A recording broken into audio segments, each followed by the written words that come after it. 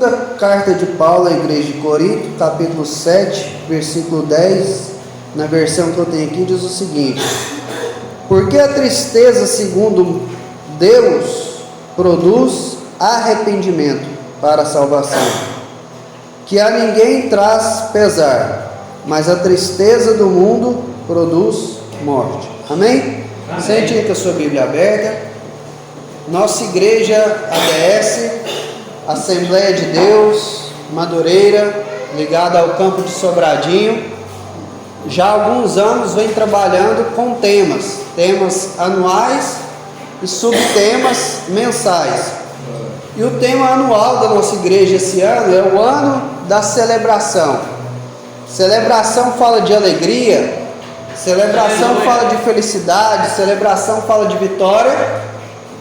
E aí você deve estar se perguntando, mas por que você leu esse texto que fala de tristeza? Veja bem o que o texto diz, versículo 10: porque a tristeza, segundo Deus, produz arrependimento para a salvação, que a ninguém traz pesar, mas a tristeza do mundo produz morte. A grande realidade da vida nossa, nós vimos no caminho falando sobre isso, é que, como Jesus mesmo disse, no mundo teremos aflições. Aleluia. No mundo temos aflições, no mundo nós ficamos tristes, nós entristecemos, adoecemos, perdemos o emprego, algumas pessoas infelizmente se divorciam, perdemos pessoas queridas. Então a expectativa nossa é celebração, mas a realidade é que muito constantemente nós passamos por tristezas. E eu quero falar com vocês aqui, dentro desse texto, da carta que Paulo escreveu aos Coríntios, da segunda carta, que mesmo em meio às tristezas que vão vir, seja de uma maneira segundo Deus, ou seja tristeza segundo o mundo, há uma grande expectativa da nossa parte, há uma grande condição que Deus nos deu para nós vivermos em celebração. Acreditam os historiadores que Paulo escreveu quatro cartas à igreja de Corinto, mas isso é uma teoria, pode ser que sim, pode ser que não. A realidade é que a Bíblia contém duas cartas. A primeira carta que Paulo escreveu à igreja de Corinto, 1 Coríntios, Paulo repreendeu duramente a igreja de Corinto. Por quê? Porque na igreja de Corinto havia divisões. Um dizia eu sou de Paulo, outros diziam eu sou de Apolo, outros diziam eu sou de Pedro, outros diziam eu sou de Cristo. E aí Paulo fala para eles: vocês são carnais, vocês não são crentes espirituais, vocês ficam dividindo. Por acaso o reino de Deus pode ser dividido? Paulo repreendeu eles porque havia na igreja de Corinto imoralidade. Tinha um rapaz ali, um homem, que estava se deitando com a sua madrasta. Paulo repreendeu a igreja de Corinto porque pelo mau uso dos dons. Quando eles entravam no culto, era uma bagunça. Paulo repreendeu a igreja de Corinto por causa do como eles estavam celebrando a ceia do Senhor de forma desorganizada. E Paulo foi duramente repreendeu duramente a igreja de Corinto na sua primeira carta. E aqui eu quero abrir um parênteses. A correção é para os filhos. A Bíblia diz que Deus corrige o filho a quem ama. E a Bíblia vai dizer o seguinte: se vocês estão sem correção, se vocês estão sem disciplina, nós somos bastardos. Aqui, se o irmão Rubens, por algum motivo ou outro, precisa chamar a atenção de alguém de vocês, se vocês são filhos de Deus, vocês vão aceitar. Graças a Deus, Deus me ama. Então usando o irmão Rubens, para quê? Para mim repreender, para me disciplinar. Da mesma forma, se o pastor House precisar chamar a atenção do irmão Rubens lá, se ele for filho de Deus como ele é, ele vai aceitar. E da mesma forma, se o pastor Lorival Dias Neto chamar a atenção do pastor Robson, ele como filho de Deus vai aceitar. Mas muitas vezes nós queremos ser o quê? Bastardos, não queremos aceitar a disciplina, assim como muitos ali na igreja de Corinto não quiseram aceitar a disciplina, mas graças a Deus que a maioria aceitou as palavras de Paulo, mesmo essas sendo palavras duras. Hoje existem no Brasil muitas igrejas chamadas igrejas inclusivas. Eu mesmo tenho uma amiga minha, de muitos anos, conheci ela quando eu comecei na igreja, ela estava firme, mas aí ela foi se enveredando por uns caminhos, distanciando do Senhor, e ela disse para um outro amigo meu o seguinte: eu fui lá para Pires do Rio e achei uma igreja boa, lá eles não me proíbem de fazer tatuagem, lá eu posso fazer o que eu quiser, que eu estou dentro, é o que? As chamadas igrejas inclusivas. Porém, a Bíblia é clara em dizer: se quem não tem disciplina não é filho, quem não é corrigido não é filho, é bastardo. Então, irmãos, a disciplina serve para quê? Para nos levar para perto de Deus. Quando a irmã corrige seus filhos e filhas, é para quê? Porque você não ama ou porque você ama? Porque ama. O pai que ama não vai deixar. Imagina só, eu estou aqui, um dos meus filhos está aqui, ele quer subir aqui em cima do púlpito aqui, eu vou deixar? Vou ter que corrigir. Porque eu não amo? Não, ao contrário, porque eu amo. Agora hoje eles pensam que amor tem a ver com deixar as pessoas fazer o que quiserem, com tolerância. Eles pensam que a igreja que ama é a igreja que tolera as pessoas fazer o que quiser. Eles pensam que a igreja que ama é a igreja que deixa o homossexual vir homossexual, continuar homossexual, deixa o ladrão vir e continuar ladrão, deixa o traficante vir e continuar traficante. Isso não é amor. O amor de Deus, o evangelho de Deus, ele nos confronta, nos corrige e nos faz estar perto dele. E Paulo, como um bom imitador de Cristo, ele disciplinou, ele corrigiu a igreja de Corinto. Ele falou o seguinte para eles: esse cidadão que está fazendo isso aí com a madrasta, vocês podem excluir ele da igreja. Por quê? Porque isso aí não pode. Vocês não podem aceitar de maneira nenhuma. E Paulo vai falar em 1 Coríntios capítulo 5: os de fora, quem vai cuidar deles é Deus. Agora os de dentro tem que ter disciplina. Em toda a área que você for fazer, você tem que ter disciplina. O irmão Rubens foi militar por muitos anos, ele tinha que seguir uma disciplina. Eu estou numa mesma empresa desde 2013, por quê? Porque eu sigo as ordens da empresa, e na igreja não pode ser diferente. Se existe aí pastores que em nome do amor está deixando as pessoas fazer o que quer, no dia do juízo vai ser cobrado. No dia do juízo vai ser cobrado. Então Paulo repreende e exorta a igreja de Corinto na sua primeira carta, e na sua segunda carta, que é essa que nós lemos, ele começa a falar os resultados positivos que essa exortação teve. Você que está com a sua Bíblia aberta, dá uma olhada aí no versículo 11 para você ver.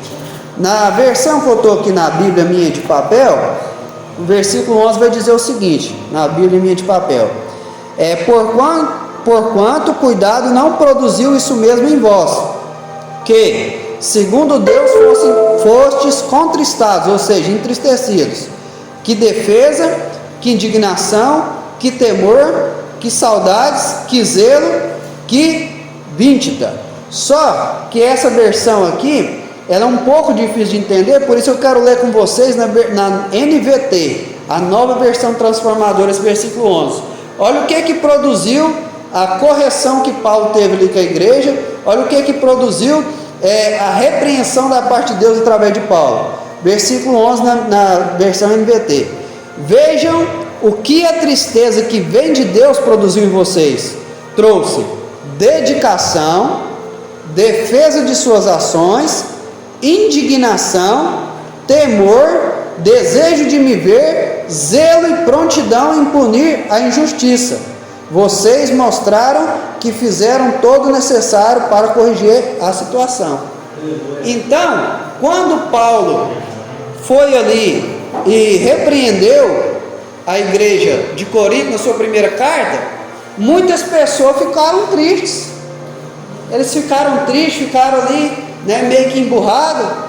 Eles que se achavam muito espirituais, aí Paulo fala assim: vocês estão fazendo a ceia errado. Eles que se achavam muito espirituais, vocês são carnais, vocês têm divisão entre vocês. Eles que se achavam muito crentes, Paulo falou assim: está errado, vocês estão tolerando o pecado. Na hora ficou triste, na hora da correção. Todos aqui já foram crianças. Quando nós éramos crianças, que o pai ia lá e dava uma surra à mãe, você ficava feliz na hora, irmã Maria? Na hora não, mas hoje você não vê que aquilo ali foi necessário?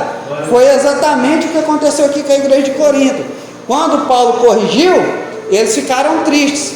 Mas a tristeza, segundo Deus, ela traz salvação. Aleluia. A tristeza, segundo Deus, ela traz arrependimento. A tristeza, segundo Deus, ela nos aproxima do Pai. A irmã leu aqui um salmo onde Davi confessa seu pecado e pede a presença de Deus. Todos nós aqui pecamos, mas quando nós nos arrependemos, pedimos a Deus o perdão, ficamos tristes pelo pecado sim, mas aquela tristeza pelo pecado nos traz arrependimento, e o arrependimento nos traz para os braços do Pai. Aleluia. E essa tristeza gera salvação. Glórias a Deus. Agora, a tristeza, segundo o mundo, ela traz morte. A tristeza, segundo o mundo, ela traz perdição. A tristeza, irmãos, é para a nossa alma, assim como a febre é para o nosso corpo físico, ou seja, um sinal de que algo está errado. Eu fiquei maravilhado quando Deus me deu essa palavra aqui, porque eu nunca vi ninguém falando isso, e eu mesmo nunca preguei sobre isso. Vou repetir: a tristeza para a nossa alma é um sinal, da mesma forma que a febre é um sinal para o nosso corpo. Quando você está com febre, é o que? O seu corpo dando um sinal que algo está errado. Pode ser uma infecção de garganta, de ouvido, de urina, pode ser muitas coisas. A febre não é a causa, a febre é um sinal. E a tristeza na nossa alma é da mesma forma, ela é um sinal de que algo está errado. Ela é um sinal de que alguma coisa não está bem, porque o fruto, um dos frutos, uma das partes do fruto do Espírito é o que? Alegria, gozo. Então, quando essa tristeza vem na nossa alma, ela é um sinal de que algo está errado. A igreja de Corinto, aparentemente, antes da primeira carta, estava muito bem, cheio de gente no culto, muito poder, muita profecia, muita língua estranha, muita comida, muita bebida, muita gente congregando, porém eles não sabiam que estava doente espiritual. Você já viu quando uma pessoa está bem tranquila e vai fazer os exames de rotina e descobre uma doença? Assim, espiritualmente, foi a igreja de Corinto. E quando a pessoa está muito bem, sadia, faz exame de rotina e descobre que está com a doença, ela fica feliz ou triste? Ela fica triste. E foi o que aconteceu. A igreja de Corinto se achava, pensava que era o tal, aí Paulo manda a carta corrigindo, exortando, e aí eles ficam tristes. Mas para aqueles que tiveram a tristeza segundo Deus, eles se arrependeram, eles se aproximaram de Deus e gerou salvação para eles, gerou maturidade para eles, e junto com a salvação, com a maturidade vem o que? A alegria verdadeira. Amém. A alegria verdadeira. E aí, o que aconteceu? Assim como uma pessoa que aparentemente está bem e faz os exames de rotina e descobre que tem alguma doença, foi a igreja de Corinto. Eles estavam mal, pensando que estava bem, mas quando chegou a palavra de Deus, quando chegou a luz, aí mostrou que eles estavam em trevas, e eles ficaram tristes com o diagnóstico. E quando Paulo dá ali, né, as recomendações, e eles ouvem, eles puderam se aproximar mais de Deus, eles puderam estar mais perto de Deus, e eles tiveram uma escolha a fazer. Você está com a garganta ruim, infeccionado, aí você vai no médico, aí o médico pega e te fala: toma aí uma bezetacil. Você tem uma escolha: eu vou tomar a bezetacil para sarar logo, ou Deus me livre de injeção, vou deixar, e aquela infecção pode aumentar e se tornar um caos pior. E a igreja de Corinto teve que fazer uma escolha, ou seja, tomar o remédio que Deus mandou, que é a palavra de Deus, ou ignorar e fazer as coisas do seu jeito. Mas a maioria deles, graças a Deus, eles escolheram agarrar a exortação de Paulo. Eles escolheram arrepender-se, e aquilo ali, aquela tristeza, segundo Deus, trouxe para eles salvação. Pedro e Judas tiveram que fazer essa escolha. Pedro negou Jesus 3 vezes. O Evangelho de Lucas fala assim que ele chegou para gaguejar. Eu imagino ele igual naquele desenho do Chaves. Eu não conheço essa praga não sei quem que é não. Imaginei daquele jeito, bravo. Mas na hora que ele negou pela 3ª vez, o galo cantou. E para quem não sabe, galo não é uma ave aí, igual os galos galizé. Era um toque que tinha ali no guarda. E na hora que o galo cantou, ele olhou para Jesus e Jesus estava olhando para ele. Aquele que se achava o bonzão, aquele que se achava o crentão, aquele que se achava melhor que todo mundo pode te trair, mas eu estou com o senhor até a morte. Agora ele vê a sua situação miserável, ele vê a sua situação que outros estavam e ele pensava que não. Agora ele tem que tomar uma decisão mediante aquela tristeza que gerou no coração dele. Ou ele se aproxima de Deus através dessa tristeza, deixa Deus restaurar ele, ou ele e gera vida, ou ele não deixa Deus tratar ele e gera morte. Judas teve a mesma tristeza, traiu da mesma forma, mas ele deixou que a tristeza que dominasse ele era a tristeza do mundo, e a tristeza do mundo gerou morte. Pedro teve uma tristeza, mas foi uma tristeza segundo Deus, e essa tristeza segundo Deus gerou salvação na vida de Pedro, e Pedro foi um dos maiores dos apóstolos. Todos nós somos assim. Nós vimos falando no carro e citamos ali o jovem rico. O jovem rico chega a Deus e fala, a Jesus fala: bom mestre, o que eu devo fazer para ter a vida eterna? E aí Jesus pega e fala assim: faz isso, isso, isso e isso. Aí ele, irmão, cheio de si, pensando que é o bonzão, fala assim: não, isso aí eu já tenho feito desde a minha mocidade. Aí Jesus fala assim: você quer ser perfeito? Vende tudo que você tem, dá aos pobres e me siga, você vai ter um tesouro no céu. E ele era um jovem muito rico, e ele foi embora triste. Por que ele foi embora triste? Primeiro porque o texto vai dizer que ele era muito rico, e segundo porque eu acredito que ele pensou assim: eu pensava que eu amava a Deus, mas eu não amo a Deus é coisa nenhuma. E assim é eu, assim é você. Você chega aqui na igreja, sexta-feira, e escuta uma palavra de Deus, e fala assim: eu vou fazer uma oração 7 madrugadas. Aí você vai a primeira, vai a segunda, na terceira você quebra. Causa uma tristeza em nós, sim ou não? Causa. Mas a tristeza que vem de Deus, ela nos gera vida. Agora a tristeza que vem do mundo, ela gera morte. Porque quando nós estamos tristes, quando nós estamos angustiados, nós temos 2 opções: correr para os braços do papai, para ele nos consolar, ou correr da presença dele. Adão correu da presença de Deus, Davi correu para os braços do pai, Judas correu para longe de Deus, Pedro correu para os braços do pai. A tristeza sempre vai vir, ou seja da parte de Deus para gerar salvação, ou seja da parte do mundo para gerar morte. Cabe a mim e a você fazer as escolhas certas. Eu disse para vocês que a tristeza, ela é para a alma, assim como a febre é para o corpo. Ela é um sinal que algo está ruim. E uma das coisas que é o principal motivo da tristeza se chama pecado. O pecado é a origem de toda tristeza, seja o meu pecado ou seja o pecado do mundo.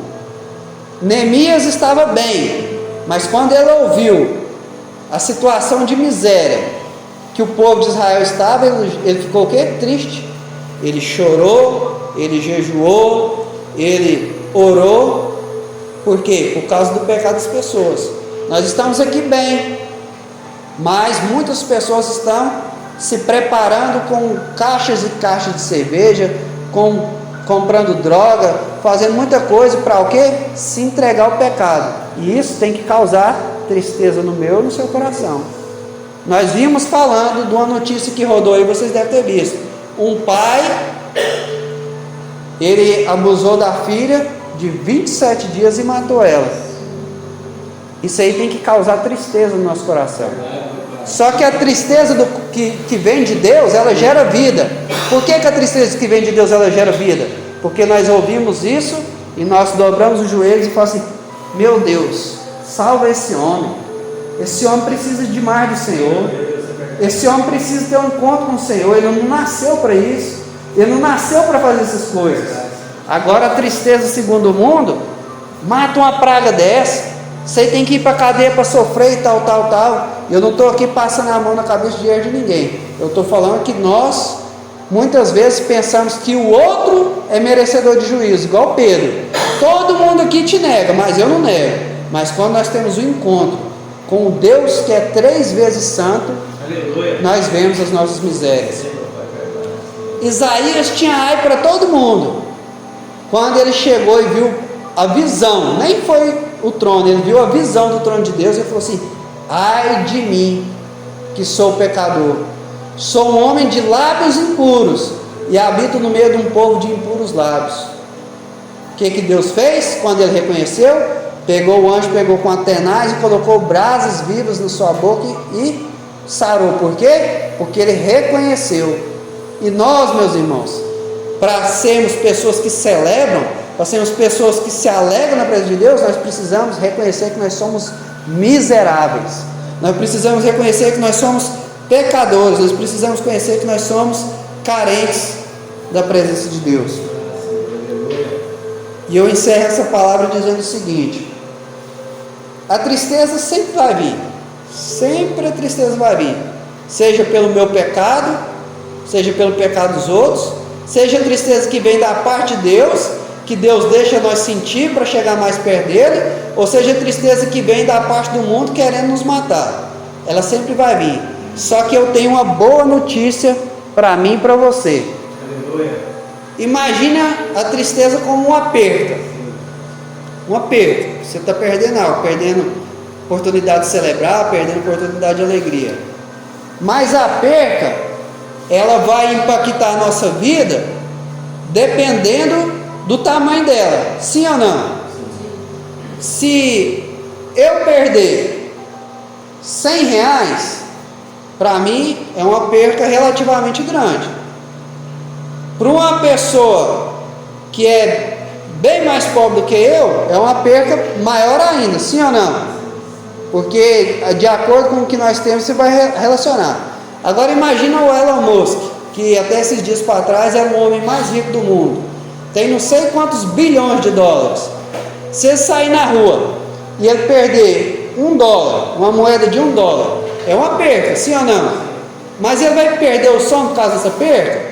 Eu perdi $1, agora só tem 50 bilhões. Não vai ficar preocupado por causa disso, porque o que ele perdeu é insignificante pelo que ele tem. Agora, quando nós tivermos consciência que nós temos o nome escrito no livro da vida, que nós temos autoridade aqui para falar em nome de Deus, que nós temos um Pai Celestial que nos socorre, que nós temos um Deus que a Bíblia chama de Jeová Jireh, o Deus provedor, que nós servimos um Deus que a Bíblia chama de Jeová Rafa, o Deus que cura, que nós servimos um Deus que a Bíblia chama de El Shaddai, o Todo-Poderoso. Quando nós temos consciência de quem nós somos, as percas e as tristezas não são suficientes para nos deixar triste ao ponto de roubar nossa celebração. Isso é o X da questão. Quando nós vemos o que nós temos, nós não deixamos as tristezas roubar a nossa celebração, porque o que nós temos é infinitamente mais. Infinitamente mais. Então nós precisamos ter isso em mente.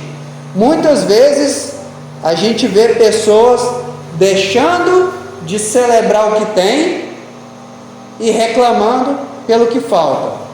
Enquanto a pessoa sábia, ela até corre atrás do que falta, mas ela nunca deixa de celebrar o que tem. Amém? Essa é a palavra que Deus colocou no meu coração. Peço aos irmãos, ore por mim, ore pela minha família, minha esposa, meus 3 filhos, minha mãe, porque nós também estamos ali fazendo a obra de Deus e somos carentes das orações de vocês, tá? Irmão Emanuel e família, coloque sempre meu nome aí, adotem eu aí, amém? Se você sentiu durante essa pregação, eu preciso orar mais, eu preciso buscar mais, nessas orações me inclua aí, amém? Deus abençoe a todos.